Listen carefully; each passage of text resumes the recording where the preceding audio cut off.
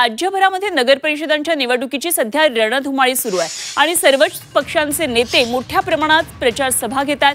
मुख्यमंत्री देवेंद्र फडणवीस आज पालघर आणि नागपूरमध्ये प्रचार सभा घेणार आहेत, तर दोन्ही उपमुख्यमंत्री सुद्धा आज विदर्भात प्रचारासाठी आहेत आणि यासह महायुतीच्या स्टार प्रचारकांच्या विविध ठिकाणी प्रचार सभा होणार आहेत।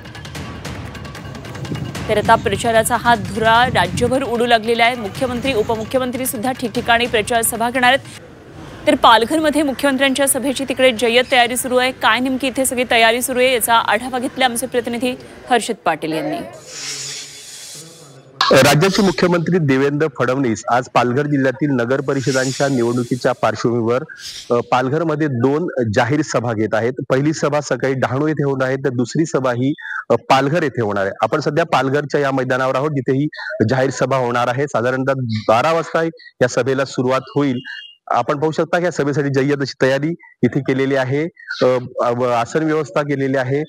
पालघर जिल्ह्यातला जर आपण विचार केला तर पालघर जिल्ह्यातल्या 4 ज्या नगरपंचायत आणि नगर परिषद निवडणूक आहेत, त्या पार्श्वभूमीवर दोनही पक्षांनी म्हणजे शिवसेना शिंदेगड असेल किंवा भाजप यांनी स्वबळावर लढण्याचा नारा दिलेला आहे आणि त्याच पार्श्वभूमीवर इथे आपले उमेदवार कसे निवडून येतील यासाठी सर्वच पक्षांना कंबर कसलेली आहे।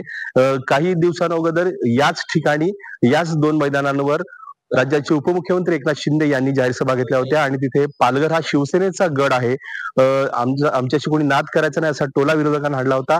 त्याच पार्श्वभूमीवर त्याच ठिकाणी ह्या आज मुख्यमंत्री देवेंद्र फडणवीस यांच्या जाहीर सभा होत आहेत, त्यामुळे त्यांच्या बोलण्याकडे आता सर्वांचं लक्ष लागलंय। हर्षद पाटील, झी मीडिया, पालघर।